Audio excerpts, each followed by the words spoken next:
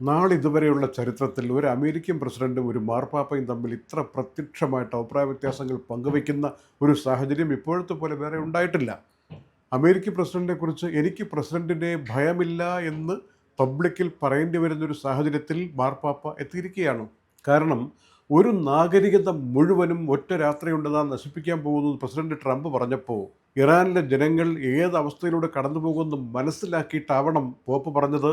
ഇങ്ങനെയൊന്നും പറയരുത്, അങ്ങനെയൊന്നും പറഞ്ഞുകൂടാ, മനുഷ്യത്വമല്ല, ദൈവികമായ സന്ദേശങ്ങൾക്ക് വിരുദ്ധമാണ് ഈ പറച്ചിൽ, ഈ നാഗരികത നശിപ്പിക്കാന്ന് വെച്ചാൽ എന്താ അർത്ഥം എന്ന് പോപ്പ് ചോദിച്ചുകൊണ്ട് മുന്നോട്ട് വന്നപ്പോൾ ഇപ്പോൾ പോപ്പിനിവിടെ വെച്ചിരിക്കുന്നത് ഞാൻ അമേരിക്കൻ പ്രസിഡൻ്റായിട്ട് ഇരിക്കുന്നത് കൊണ്ടാണ്, അല്ലെങ്കിൽ ആ കസേരയിൽ ഉണ്ടാവില്ല എന്നൊക്കെ പറഞ്ഞുകൊണ്ട് ട്രംപ് വാദങ്ങൾ നിരത്തിക്കൊണ്ട് മുന്നോട്ട് വന്നപ്പോൾ വീണ്ടും പോപ്പിന് സംസാരിക്കേണ്ടി വരികയാണ്.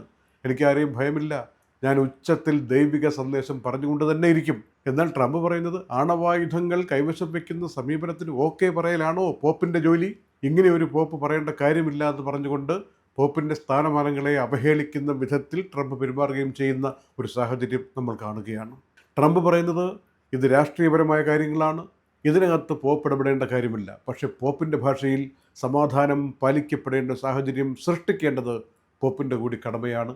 അതിനാണ് ഈ അങ്ങനെ ഒരു പൊസിഷനിലിരിക്കുന്നത്, അത് ഉപയോഗിക്കും, പറഞ്ഞുകൊണ്ട് തന്നെ ഇരിക്കും എന്ന് പറയുകയാണ്. ആഫ്രിക്കയിലേക്കുള്ള ഒരു 10 ദിവസത്തെ പര്യടനം പോപ്പിനുണ്ട്. വിമാനത്തിൽ കയറുന്നതിന് മുമ്പ് മാധ്യമങ്ങൾ വന്നിട്ട് ഇങ്ങനെ ട്രംപ് പറയുന്നുണ്ടല്ലോ, എന്താണ് പ്രതികരണം എന്ന് ചോദിച്ചപ്പോഴാണ് പറഞ്ഞത്, എനിക്കാരെയും ഭയമില്ല, എനിക്ക് പറയാനുള്ളത് ദൈവത്തിൻ്റെ വെളിപാടുകൾ, സമാധാനത്തിൻ്റെ സന്ദേശങ്ങൾ പറഞ്ഞുകൊണ്ട് തന്നെ ഇരിക്കുമെന്ന്. ഇവിടെ ഇപ്പോൾ രാഷ്ട്രീയവും സമാധാനവും തമ്മിലുള്ള വലിയൊരു പോരാട്ടം ലോകത്ത് നടക്കുകയാണ്. ഈ സമയത്ത് സമാധാനത്തിന് വേണ്ടി ആര് എന്ത് പറയുന്നുവോ അതിന് ഘടകവിരുദ്ധമായിക്കൊണ്ട് ഭരണാധികാരികൾ പെരുമാറുന്ന സമീപനം നമ്മുടെ മുന്നിൽ ദൃശ്യമാകുന്നു എന്നുള്ളതിൻ്റെ തെളിവായിട്ട് ഈ സംഭാഷണത്തെ കണക്കാക്കാം.